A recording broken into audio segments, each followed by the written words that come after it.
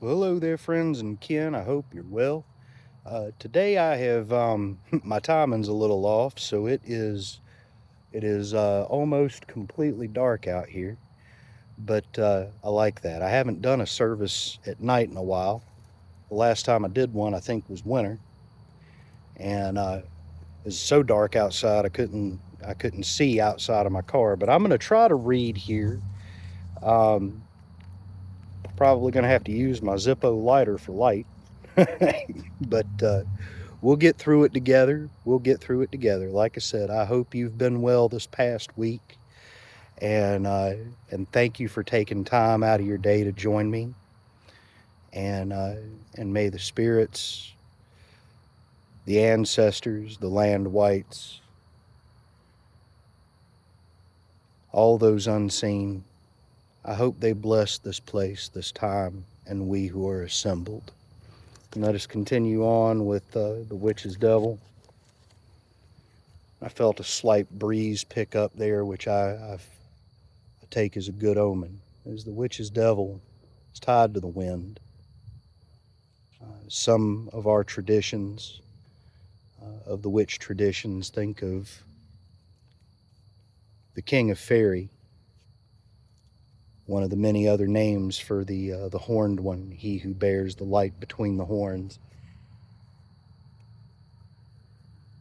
Many see him connected to the wind and call him the Lord of the Wind. He masters the wind as he rides at the head of the wild hunt. He gives us the breath which animates us, imbuing our breath soul, that we may breathe and move and have our being in this world.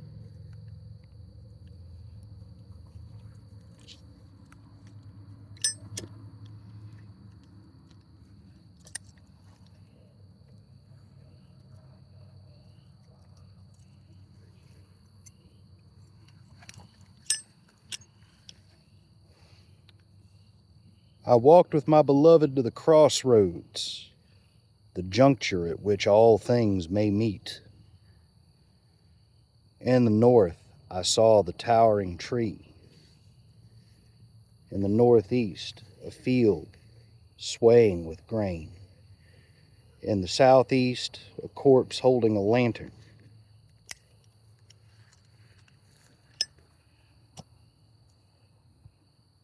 In the south, a procession over the snow. In the southwest, a great number of candles, which would help me tremendously right now. In the northwest, a great swelling of flame. My beloved stood at the center of three roads and held out a star in his fearsome hand.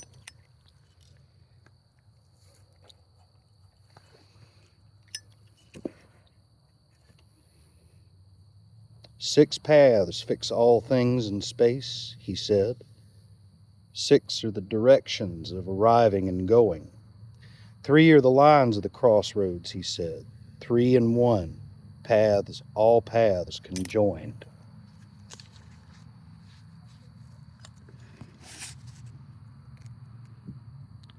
The living, the dreaming, and the dead. For lack of one, there be none. This particular verse, I believe, to be about orientation. One of the first things most magical traditions teach at the very beginning, day one, practice 101, is a ritual that helps you find your bearings. For ceremonial magicians, in the modern Western tradition, that is, this is going to look something like the lesser banishing ritual of the pentagram. For many druids of the revival tradition, this looks like the sphere of protection. And for many, trad crafters, as I've heard us called by some, witches of the traditional uh, current, refer to it as laying a ring of art. Some call it a croft. Some call it some will still call it the magic circle. Uh, some will even call it the crossroads. However you choose to work with it, the concept is the same. You are recreating creation, in a way of speaking. You are orienting yourself amidst the elements that constitute all of creation. And some people would even say, in a sense, kind of going back to what I said a minute ago, you're sort of reenacting a creation myth. But you are creating, you're defining your boundaries. You are making yourself aware of the currents of flow.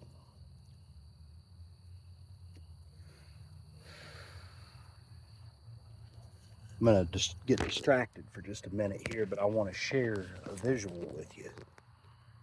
Let's see, where are we at here? There we go. There she is. Moon up there in the background through the branches. I wish I could zoom in and get a better image. That slight little thumbnail shaped crescent. Very beautiful and very enchanting, hanging over my head.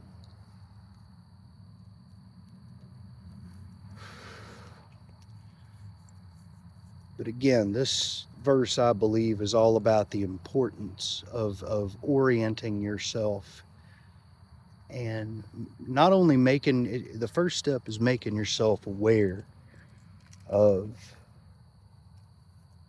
the currents flowing about you and through you. And then the next step is defining how you interact with them, how you relate to them. And I've tried several rituals that are intended to do this. And I can tell you from my own experience, it doesn't matter which one you elect to work with, because there's certainly plenty of them.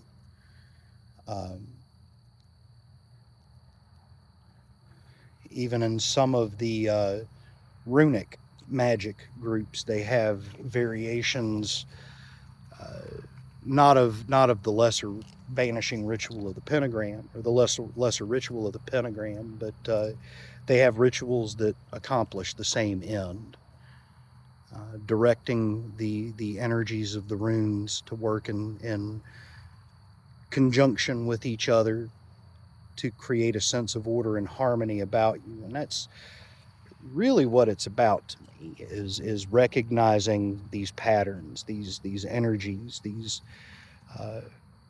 these prime elements of creation, acknowledging the living spirit of that element and inviting it into your sphere of significance to work with you. Now, there's one of my videos, I believe it was the latest one I put on the Green Grimoire. I talked about circle casting and laying the magic ring, and presented a few ideas and thoughts on it. And in time, we'll elaborate.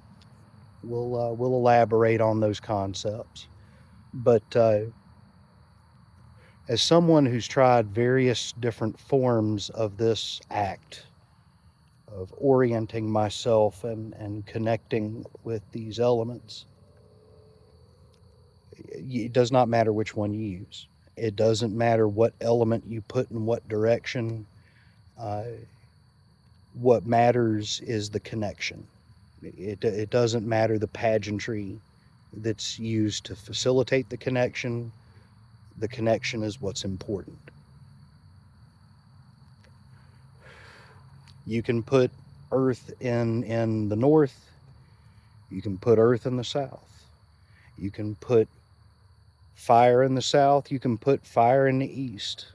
Doesn't matter. As long as you're sincere, as long as that connection is built and it works, that is, brothers and sisters, that is all that matters at the end of the day. And that's with any uh, ritual elements. The other important factor, because one of the things that a lot of us forget, and myself included, I've caught myself doing it many, many, many times. It's also important to pay attention to how the spirits respond. Because are your preferences important? Absolutely. And finding something that works for you, that puts you in the right headspace and allows you to open up successfully, absolutely. But you must also take into account the preferences of the spirits that are around you. And they'll let you know. Sometimes subtle, sometimes not so subtle. Pay attention to it. If you keep a journal, which all of us should, I slack off writing in it more often than I would care to fess up to. But after you're done with every ritual you experiment with, if you record how it made you feel, the changes you sensed in the space about you, you won't go wrong. Trust your gut, trust your instinct. But the orientation is very important because it gives you that sense of being grounded, centered, and in tune. And I think that's the key thing there. It's not just acknowledging these flows and the spirits and the energies. It's about understanding your place in the midst of them and start flowing in sync. And that's exactly what orientation rituals are designed for, to put you in sync with the flow of those things. So again, if it takes the form of the lesser ritual of the pentagram, of which there are probably hundreds of variations, it's probably one of the versions of a ritual like this easiest to come by. So if you're a beginner, or this is something you've never worked with much, just do an internet search on lesser ritual of the pentagram. You'll probably come up with at least dozens of variations, if not hundreds. I know that the ancient order of Druids in America, somewhere on their website, it's not, it's not oath-bound secret material, so that it's out there in the open. You can look up the sphere of protection, which again accomplishes something very similar. And the revival druid variation, the sphere of protection, is really good for cleansing, spiritually cleansing yourself, as well as establishing a connection with the elements and the directions.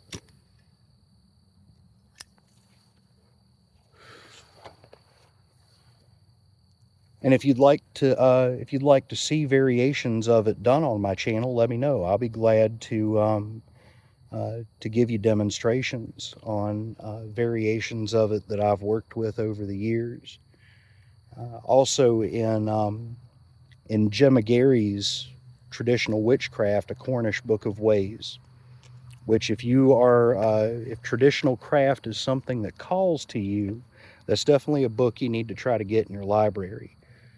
Keldon's The Crooked Path is the best trad crafter 101 book I've ever seen, aside from Roger Horn's folkloric witchcraft, or folk witchcraft, excuse me.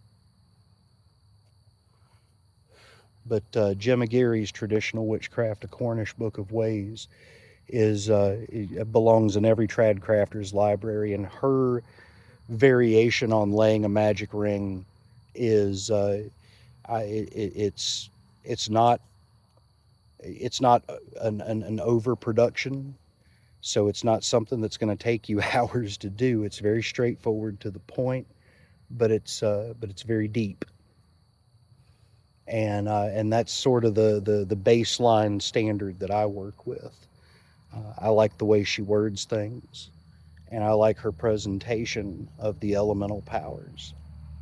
So that being said, food for thought, connecting with the elements, the directions, feeling the flow of elemental energies, and understanding coming to understand our place in the cosmic flow. It's powerful stuff, friends and kin. Very, very powerful stuff. Simple to do, but the results are profound. I hope the rest of your day is blessed. Thank you again for joining me, and I look forward to seeing you next week.